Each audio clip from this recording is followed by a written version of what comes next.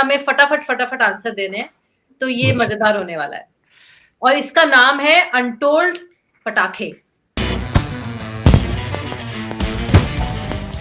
बम आपके पास है, माचिस हमारे पास है, हम लगाएंगे फटते रहेंगे।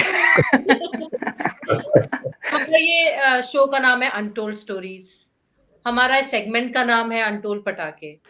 तो अब ये बताइए कि हमें ये तो पता है कि आप और आलोका मिले और आपकी शादी हुई, लव मैरिज हुई, लेकिन उसकी अनटोल्ड स्टोरी क्या है? कहाँ मिले, कैसे मिले, वो जरा बताइए हमें। जी न्यूज में मिले, पहली नौकरी साथ में कर रहे थे। मैं नाइट शिफ्ट में था, as a assistant, as a trainee काम कर रहे थे। आलोका डे में थी, वो इंग्लिश टीम का हिस्सा थी, मैं हिंदी टीम का हिस्सा था। आलोका दिन में आती थी, मैं शाम को आता था। तो मिलने का सवाल ही नहीं था, दोनों अलग अलग शिफ्ट में थे, तो बहुत समय तक जी में रहते हुए एक दूसरे को जानते नहीं थे। बीच में शिफ्ट शफल हुई अचानक 6-8-10 महीने के बाद। और आलोका प्रोडक्शन में बहुत अच्छी हुआ करती थी। और आलोका उसी मेरी किसी स्टोरी को एडिट करने के नाम पर हमारी आपस में इंटरेक्शन शुरू हुआ। उन्होंने कुछ तरीके बताए कि इसमें ये ग्राफिक्स लगना चाहिए, उसमें वो लगना चाहिए। उस लिहाज से उनसे दोस्ती हुई, मुझे लगा कि मेरा काम आसान हो रहा है। तो मैंने पूरी भी जिंदगी आसान हो जाएगी। तो मैंने भी उस कहानी को आगे बढ़ाया। अब रियलाइज तब हुआ, वह 98 के इलेक्शन थे मध्य प्रदेश राजस्थान में, 1998। मुझे इलेक्शन टूर पे भेजा गया। मैं विनोद कापड़ी हुआ करते थे उस दौरान वहाँ पे, सतीश सिंह, विनोद कापड़ी, ये लोगों की टीम जी। थी। मुझे भेजा गया रिपोर्टिंग पे, और मैं करीब 1.5 महीना बाहर रहा ऑफिस से। तो उस दौरान तो ना फोन हुआ करते थे, ना वो, मतलब एक एक फोन दिया गया था, पर उसका हिसाब किताब रखना पड़ता था कि कितना इस्तेमाल कर रहे हो, क्या कर रहे हो। स्टोरी करते थे तो टेप आपको बस से भेजनी पड़ती थी, ओपी वैन वगैरह नहीं थी। हाँ। बस से या ट्रेन से या फ्लाइट से, जैसे ही आप जहाँ पे हो। तो वो दौर था। तो मैं 1.5 महीने के बाद, करीब 1.5 महीने का दौर के बाद लौटा वापस। और मतलब इलेक्शन का फेज खत्म हुआ, फिर 4 दिन के बाद काउंटिंग थी, तो दोबारा जाना था। तो ये हुआ कि अब 3-4 दिन के लिए लौट आओ, कपड़े अपने चेंज कर लेना, सर्दी का मौसम था। वही 4-5 जोड़ी कपड़ों में घूम रहे थे, एक सूटकेस में। और तो विनोद जी ने कहा कि नहीं, अब तो कुछ नया कपड़ा लेके जाना, अब क्या लाइव करना, दिन भर काउंटिंग के रिजल्ट आएंगे तो तुम ठीक से। तो उस बहाने हमको वापस सभी रिपोर्टर जहाँ जो जहाँ था उसको बुलाया गया। तो जब मैं लौटा हूँ रात को, बाय रोड, हम टोयोटा कॉलिस गाड़ी थी ऑफिस की, उसी में घूम रहे थे। तो अब जब रात को लौटा, नाइट शिफ्ट का 11 बजे 12 बजे का टाइम था, and she knew that I am coming back. तो उन्होंने ड्रॉपिंग छोड़ दी थी, और she was waiting for me in office. आय हाय। और that was the first official expression of love from both the sides, कि कुछ है। और मतलब हम जब मिले हैं, तो हम मिले नहीं, हमने हग किया एक दूसरे को। और ये हमारा पहला हग भी था उस दौर में, उस दौर गले का। उस दौर का। तो तब ये बात का रियलाइजेशन हुआ कि नहीं यार, कुछ तो है। शायद एक्सप्रेस हम नहीं करते हैं, बोल नहीं पाते हैं, समझ नहीं पाते हैं, क्योंकि मोहब्बत को समझना आसान काम नहीं है यार। मोहब्बत को ना डिफाइन किया जा सकता है, ना समझा जा सकता है, तो अनएक्सप्रेस रहता है, ये खुद ब खुद होता है। वो एड्रेनलिन उस टाइम पे अपने आप, अपने अंदर जो हार्मोन्स एक्टिवेट होते हैं, वो खुद कराते हैं आपसे, जो हो रहा होता है, आपसे कर रहे होते हैं। तो उस मुलाकात के बाद उस लगा कि इस इक्वेशन को आगे बढ़ाया जा सकता है। तो उसके बाद फिर हम इस बारे में और बात करने लगे, एंड दैट्स हाउ चीजें आगे बढ़ी। इट ऑल स्टार्टेड, क्योंकि मैंने जब पहली बार आलोका को देखा और आपको देखा, आप दोनों की पर्सनालिटीज एकदम अलग है। हाँ, नॉर्थ पोल साउथ पोल। आप एकदम काम, कंपोज, शांत, मतलब स्वीट से इंसान है, और अब तुम ये बोल आलोका रही हो उतनी कि ही आलोका लाउड है। बदमाश तेज, अब तुम ये बोल रही हो आलोका तेज बदमाश। नहीं, मेरा ये भी पंगे करवाएगी, शो बंद करवा, अगले गेस्ट वही है, तुम क्या कर रही हो? कविता। नहीं, लेकिन आलोका मतलब एकदम जैसे होता है ना, आउटस्पोकन और लाउड, और मतलब वो भी वाइब्रेंट। स्वीट है, लेकिन वो हाँ डिफरेंट भाई। तरीके की स्वीट है। वो हाँ। डेसिबल लेवल उनका ऊपर है, आपका नीचे है, तो ये मैच जो है, ये जैसे आपने कहा, मोहब्बत को समझना मुश्किल है। तो तो जो मेरे अंदर नहीं है, मुझे शायद उसके अंदर दिखा, और जो हाँ, उसके एग्जैक्टली। अंदर दिखा, तो हमने एक दूसरे हाँ। को पूरा कर दिया। सर ये बताइए तो आप चैनल संभालते हैं, जब चैनल पूरे चैनल को जिम्मेदारी होती है, आपको कौन संभालता है? आलोका ही संभालती है, और कौन संभालेगा? हाय हाय, यही तो सुनना चाहते थे। तो आपका गिल्टी प्लेजर क्या है? स्ट्रीट फूड, बिंज वॉचिंग, कोई आपका शो, या आपका कोई अपना choice? Nowadays, I love to watch OTT series as a binge. लेकिन वो मेरे घर में एक पॉइंट ऑफ कॉन्फ्लिक्ट है आलोका के साथ। शी सेज कि आराम आराम से देखो, हर रोज एक एपिसोड देखो ताकि लंबा तक देखते पाए। और मेरा कि नहीं यार, वो पेज खत्म हो जाता है। आज मैंने देखा एक, फिर कल मैं कहीं बिजी हो गया, फिर मैं देख नहीं पाया। अब मैं परेशान घूम रहा हूँ, क्या मुझे वो तो रिकैप करना पड़ेगा, सोचना पड़ेगा। हाँ, मेरा होता है कि एक दिन हम जाग लेते हैं 6 घंटे, 7 घंटे, 8 घंटे, इसको खत्म कर देते हैं, इस पूरे सीजन को। हाँ, कोर्स खत्म करते हैं। हाँ। मेरा पति तो कहता है कोर्स खत्म करते हैं यार, अब ज्यादा नहीं ज्यादा देर तक। और लेटेस्ट कौन सा देखा है आपने शो? हाँ, मैंने अभी फर्जी देखा है। फर्जी। हाँ, फर्जी देखा। फिर मैंने अभी एक वो भी देखा, राणा नायडू। हाँ सर ये बताइए, शो पे गेस्ट की फिल्में देखता हूँ, अंग्रेजी की सीरीज बहुत वही देखता हूँ जो मुझे बहुत रिकमेंड की जाए, पर इंग्लिश की फिल्में मैं देखता रहता हूँ। अच्छा, राइट है। तो इंग्लिश की फिल्म कौन सी देखी लेटेस्ट सर? मैंने वो टॉप गन आई थी ना, लेटेस्ट। हाँ बचपन का प्यार है यार वो। हाँ, वो बहुत लोगों का प्यार है बचपन का। में जाना और वो टॉम क्रूज और फाइटर प्लेन, पागलपन था ना कक्षा 9-10 का, वही दिख रहा था दोबारा। सर आपको शो पे गेस्ट के साथ बहस करना आसान लगता है या घर में आलोका जी के साथ? मुश्किल क्या है, आसान क्या है? घर में तो मैं बहस कर, जब कोशिश करता हूँ तो हार ही जाता हूँ। गेस्ट आसान लगता है। कुछ तो हम ना बहुत ही ऑब्वियस क्वेश्चन पूछ रहे हैं। क्या कभी आपको किसी फैन से प्यार हुआ है?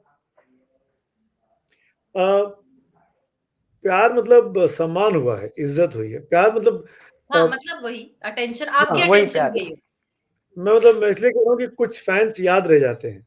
इसलिए याद रह जाते हैं कि वो आपके साथ आप जैसे मैं बार-बार इस चीज को कह रहा हूँ, शायद रिपीटेटिव लगेगा, कि आपको आपके चरित्र को ग्रो करने में मदद करते हैं, क्योंकि आपको वो अच्छी टिप्स देते हैं, अच्छी सलाहें देते हैं। ऐसे कुछ लोग हैं, एक उन्होंने ग्रुप बना लिया मेरे साथ, इनफैक्ट वो जुड़ते गए, पहले 1 था, फिर 2 हुए, फिर 3 हुए, फिर उस सोच के कम से कम 12-15 लोग हो गए ट्विटर पे, और उन्होंने एक मेरे नाम से ग्रुप बना लिया है, और हम लोग डीएम पे बातें करते रहते हैं। मैं उनको रोज सुबह अगर गुड मॉर्निंग नहीं बोलूँ तो वो लोग मुझसे पूछते हैं कि आपकी तबीयत खराब है क्या? आप कहाँ चले गए? आप क्यों नहीं बात कर रहे हैं? आपको हमने इंस्टा पे तो एक्टिव देखा, पर आप ट्विटर पे क्यों नहीं दिखे? तो वो इस लाइक दिस।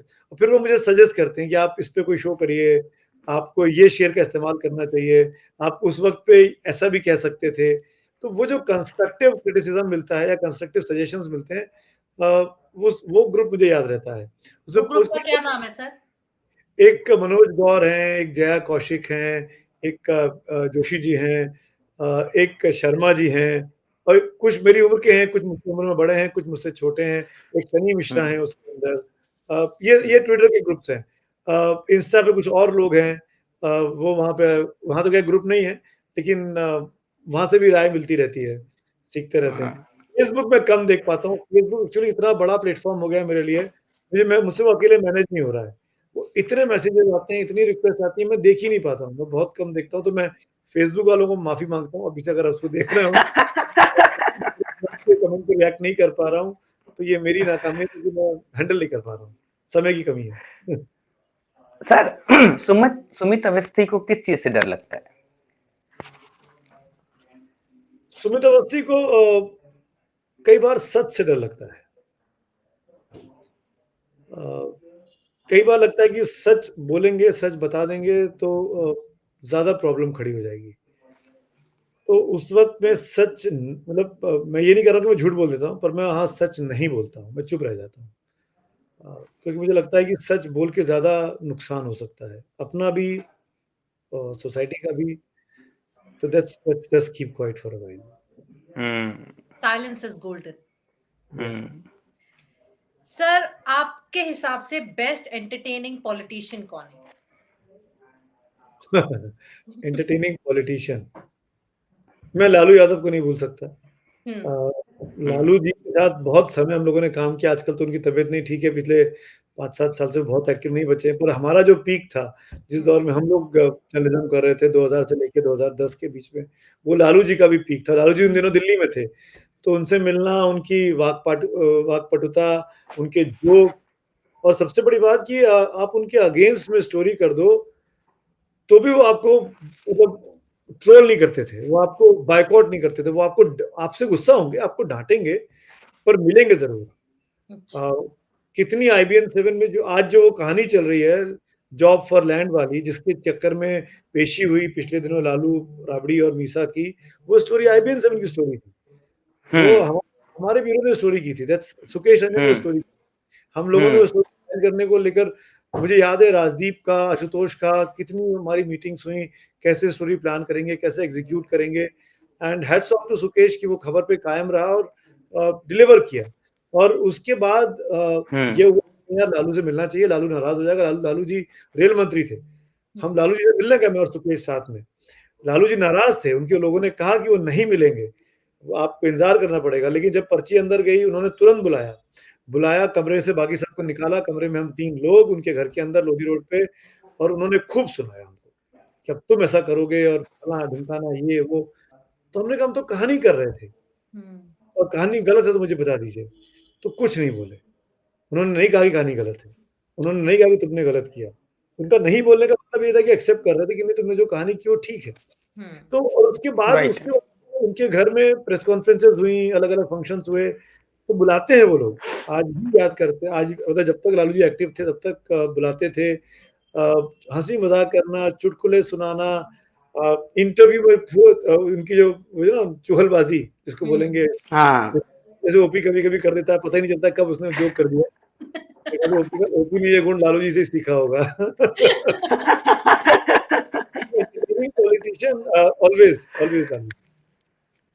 सर, आपने बहुत सारे इंटरव्यू लिए हैं, बहुत सारे पॉलिटिशियन, स्टार, फिल्म स्टार, आपने इंटरेक्ट किया सबके साथ। आपका फेवरेट कौन है ओपी और नमिता में से?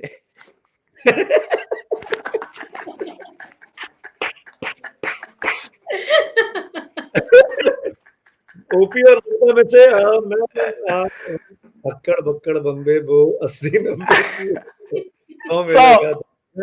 ओ नीता जो निकल गया। नहीं सर, ये चीटिंग है, ये हम नहीं मानेंगे। क्या बैलेंस किया दोनों को? नहीं सर, तो सच बोलने से डर लगता है, इसलिए वो मेरा नाम नहीं ले रहे हैं। अब मुझसे ज्यादा मुझे ज्यादा प्यार करते हैं ताकि नमिता को बुरा ना लगे, इसलिए मेरा नाम ले लिया इन्होंने। अमेरिका ओपी अपने को अमेरिका, नमिता अपने को होस्ट करेगी यार, उसको नाराज नहीं करना है अभी। इसी चक्कर में चुप रहता हूँ सर मैं। अमेरिका आना है, घूमना है, हाँ, तो मेरा नाम लेना है। यस, नमिता ये यस, थोड़ी सी रिश्वत, थोड़ी सी ऐसे खिसका दी मैंने। तो चलिए सर, हमारा ये जो रैपिड फायर था, जो अनटोल्ड पटाखे थे, वो खत्म हो गए हैं इसी के साथ। लेकिन हम ये जानना चाहेंगे आपसे जाते जाते कि आपको हमसे मिलके इस शो में आके कैसा लगा? बहुत अच्छा लगा इंडीड। कैसे समय बीत गया पता नहीं चला, इतना लंबा समय। अमूमन हम लोग टीवी में कहते हैं कि 20 सेकंड से ऊपर की बाइट नहीं होनी चाहिए। हाँ। इंटरव्यू तो क्रिस्प होना चाहिए ताकि एक बार में चल जाए और फिर वो रिपीट उसकी वैल्यू बनी रहे। और हम लोग तो इस तरीके से बात कर रहे थे, ऐसे समय निकल गया पता ही नहीं चला। तो मैं शुभकामनाएं देता हूँ आप दोनों को, सफलता मिले और इस तरह के शोज आप करते रहो। और अब मुझे कुछ अरसे के बाद बुलाना ताकि नई चीजें बताने के लिए हो मेरे पास। Thank you so much sir, आप आए। और thank you so much sir हमारे शो पे आने के लिए। Thank you.